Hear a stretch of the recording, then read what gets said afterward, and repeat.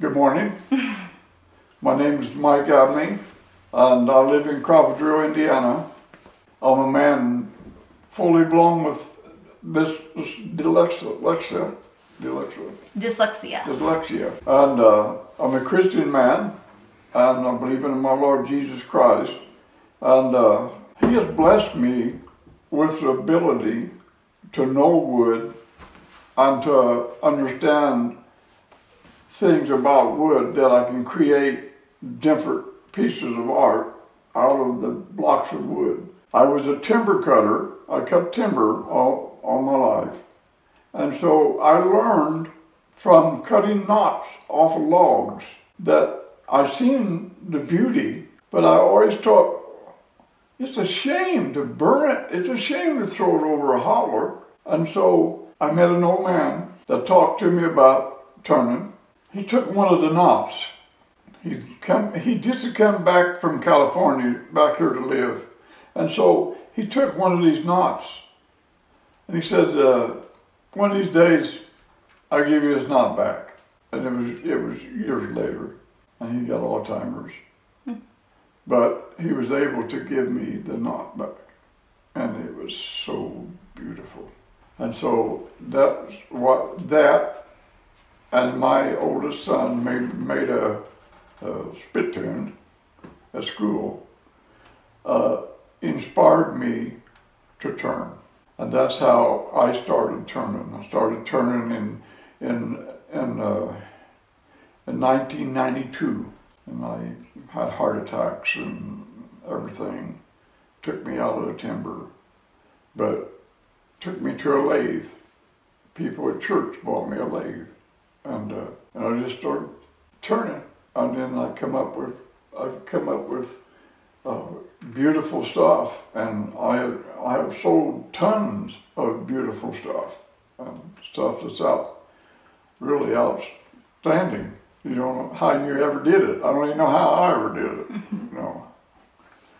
So today we've got some pieces that we want to show you.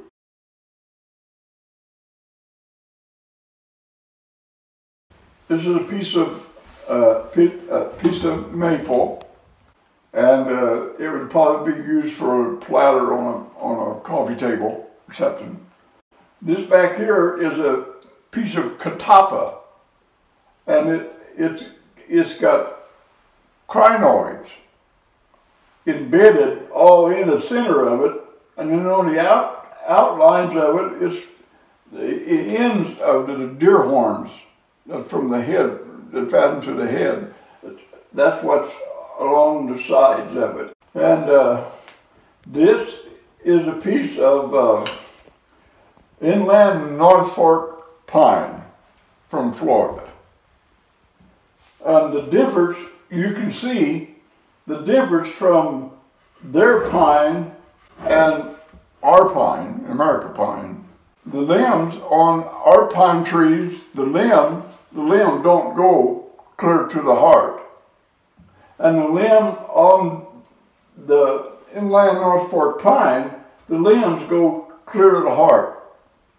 And so I turned it to where I could turn the top. In other words, I split the limb up, down. And some of them go clear back, but I split the limb, and it created beautiful stuff. Then this is a piece of cherry, also for a center of a table, or whatever people want to use them for. And this is another piece of the inland North Fork pine. And this is a piece of ambrosia maple. And the ambrosia is these little holes right here. There was a worm living in them, and the worm laid the lava. They went off into another chamber and laid the lava. This piece here don't have other chambers. Well, it may have if I look good, but would have other chambers, and then the worm went over here in this chamber and laid the lava. And but this has got pieces of limbs crossways here to tie this in. Although this probably doesn't need to be tied in because I've got it set in very expensive glue that holds very, very good. And so, but anyhow, I put this in it all the way out, all the way back to characteristic to look at, plus to help hold it. This is a vase from spalted maple. And the spalted is from land on the ground in damp weather.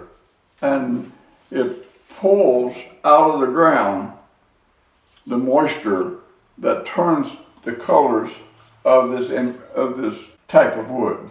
And you can do this yourself by laying a log in the yard and letting it rain on it for 6 months or better. Then you can go out and turn the log, and you can get it affected all the way through the log that way. And it will turn all spalted. You can make your own spalted wood. Yeah.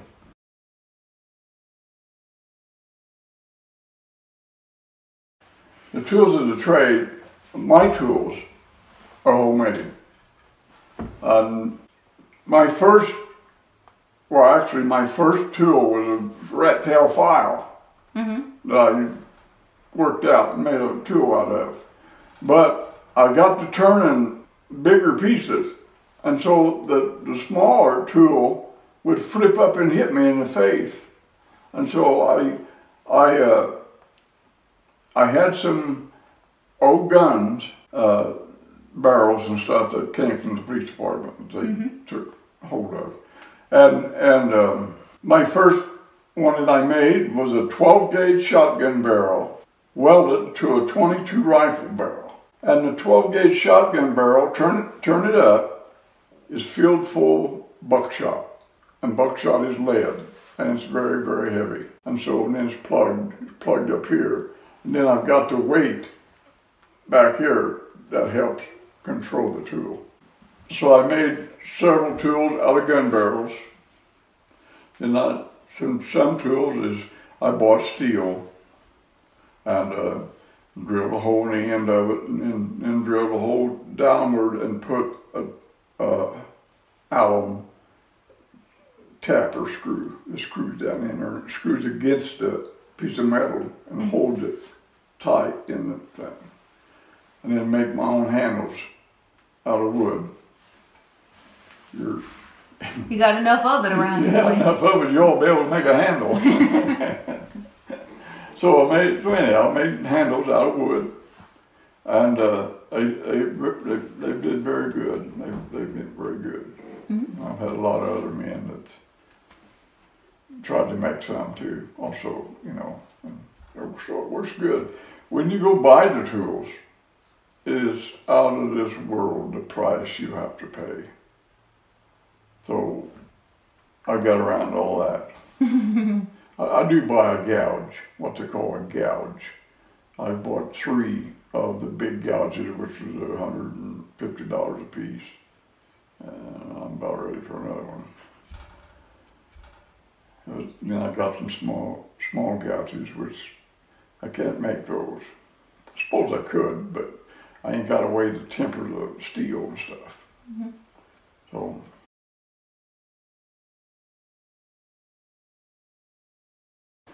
Well, this would be a piece from a scrap piece of a log, and then in my mind I see this piece, and so I start turning, and you don't always come out the same as what you're thinking, but a lot of times you come out even more beautiful than what you're thinking. And so you get to a point and you trap it. You stop turning, you know, you can trap it at that point and put a finish on it. And these are just an idea that I had. And I don't know if you've seen them, the big round pieces that I made that was a song. Never saw that. Well, it's at home. My wife decided not to sell it. But it has different blocks, different little pieces of wood from all around the world. And so it's a song. Red and yellow, black and white, they are precious in His sight. Jesus loves the little children of the world. And that's what it's all about. Some of them I turned myself. Turned them down to about the size of a cigarette, I suppose. I don't smoke, so I don't know why I use the term cigarette, but anyhow, about the size of a cigarette. And I turned them on my other small lathe. I got a lathe that I make fountain pens out of. And so I turned these pieces down to that size, and then I drilled the hole that's the size of this block of wood, and then I tamp it down in there, and then set it in glue, and then cut it off, and then sand it all down later. And a lot of the guys around this area make fountain pens. So they brought me the scrap pieces of their fountain pens. And so I used the scrap pieces of wood to turn down, and some of it was round actually, and I had to fit by finding the right drill bit to drill a hole to tap it down in it.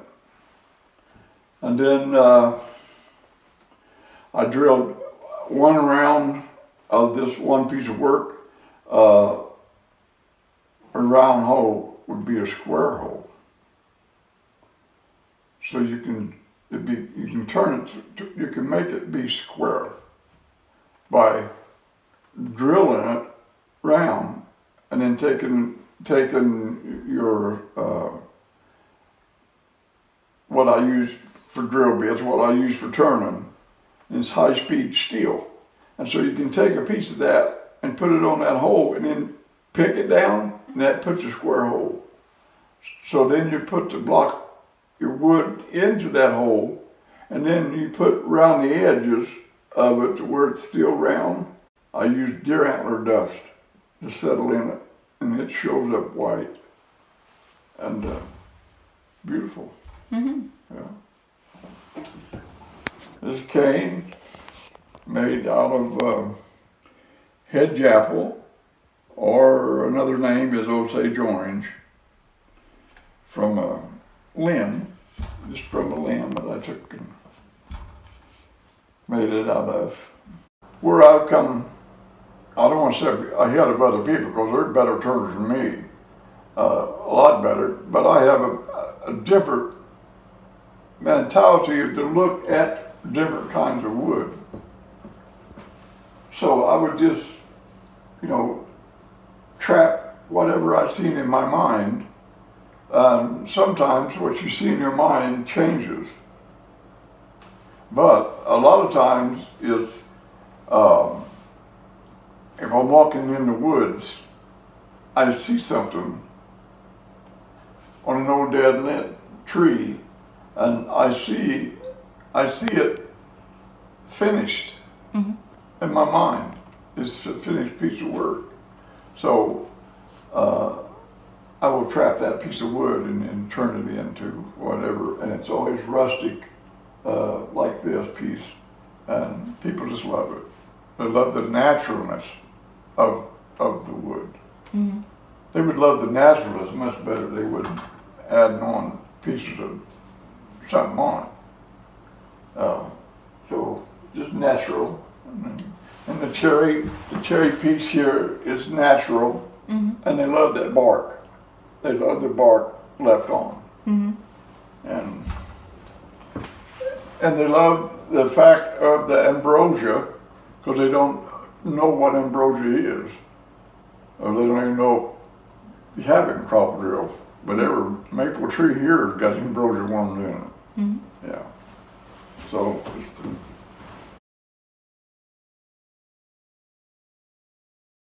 My wife is a strong Christian woman, and she taught school. And my wife started a little missionary school for missionary children in Pasadena, California. So we lived there at the U.S. Center for World Missions. It's almost like a fort around. And so we lived in that, and let me see, I'm getting ahead of myself. I met her at our church, and I went through a divorce, and I was single for a long time. And then I was asked to move her to California. And of course I was dyslexic. I've never seen the stop signs that they had, all the arrows pointing all this direction.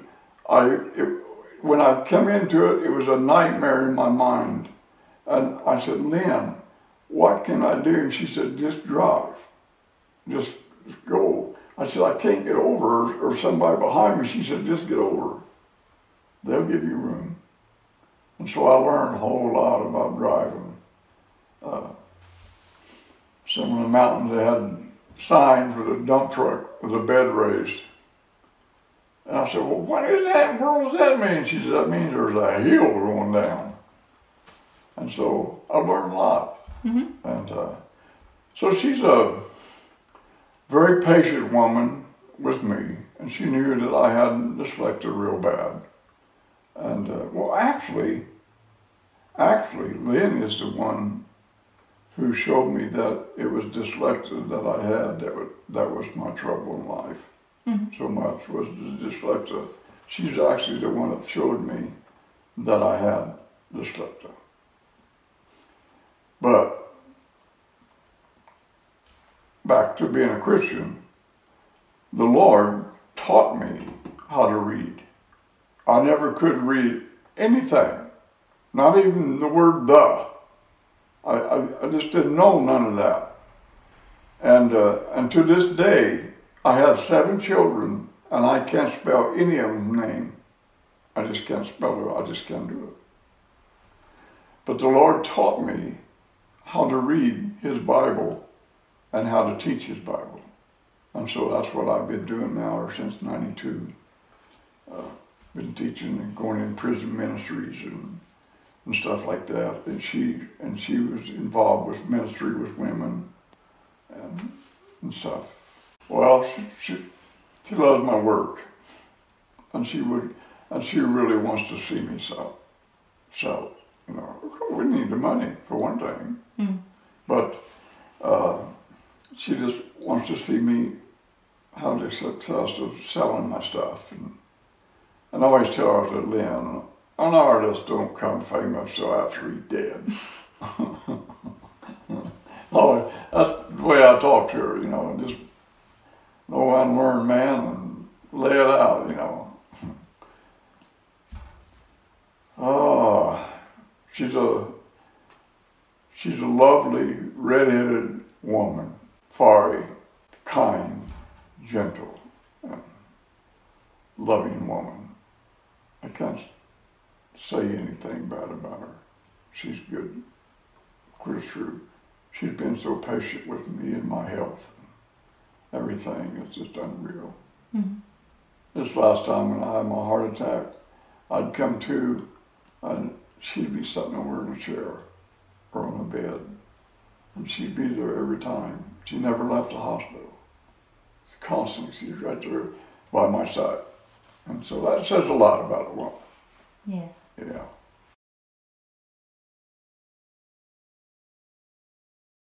The one lady, I never did. I hated Korea. I hated Japanese. And I hated Mexicans. One of the keys, or the key of Christians, is love.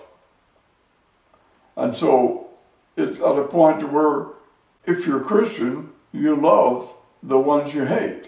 And so how that come about was I'd go into prison ministries and we'd have a circle of men sitting in the prisons and other men come and sit by them. Well, the Mexican was always the ones by themselves. So I ended up always being the one sitting by the Mexican. I fell in love with him. I taught Bible in Lafayette at a young man's house whose wife was a Korean. He met her in the service in Korea. And Mishan. And one night after Bible study, she asked that we would stay over. She'd like to talk to us. And so, in the custom of Korea, if the father was dead or killed in service, the custom of a Korean woman living in America would ask an American to be her, I'm gonna cry, to be her father. And so, the hate of Korea that I had, then this was the love, the fulfillment of love. Love so much that she would ask me to be her father. And I am her father, and I'm the grandfather of her children. And she's moved back to Korea now, but she loved me. I've never had anybody love me like this woman loves me. Daddy, she calls me Daddy. It's unreal. It's unreal, the love that Christ gave me that I never had. I had hate in my life. And so he took away the hate and gave me love. And he gave me love by putting people in my life of the ones that I hated. There's a young man here at Crawfordsville, Spanish, Eddie. I just love this man. I put my arms around him and he didn't even know what to do for a while, you know. I said, I love you, Eddie. And he just would cry, you know, he'd break down. And, this love of the things that we hate so much that Jesus Christ takes away. He literally takes away.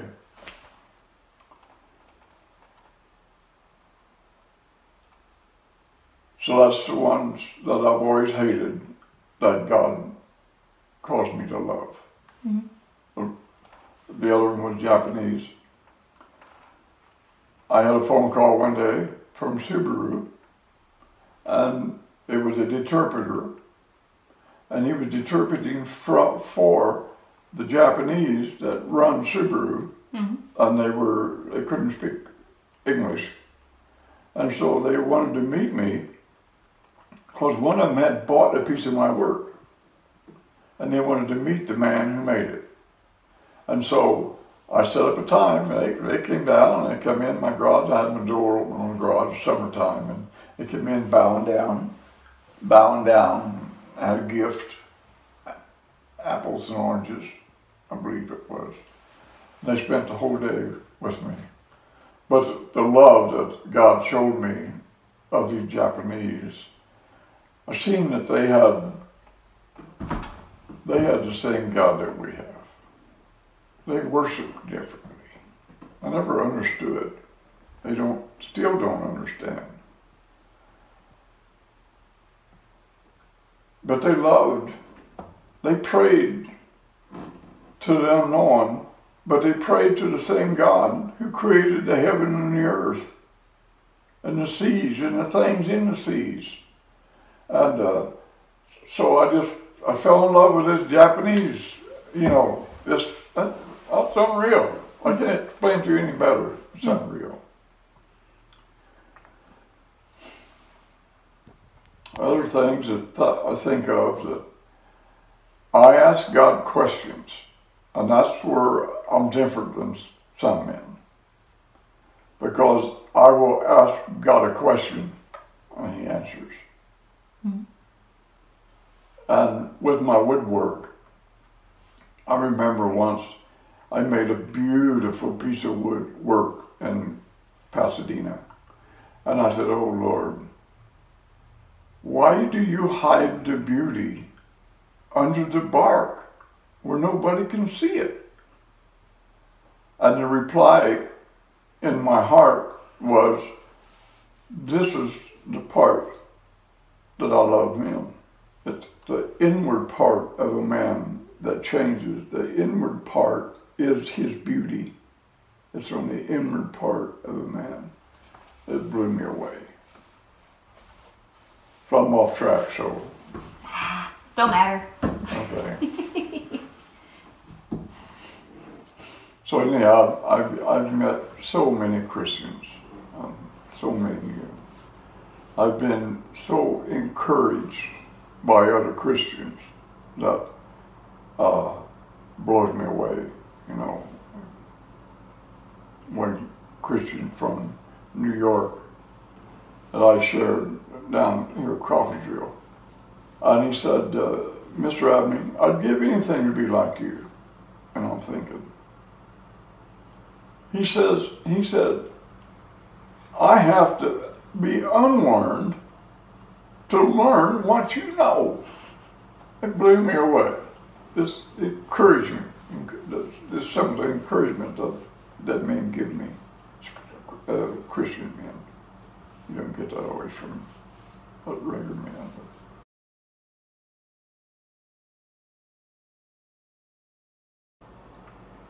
Now, you may not want to hear what I got to say.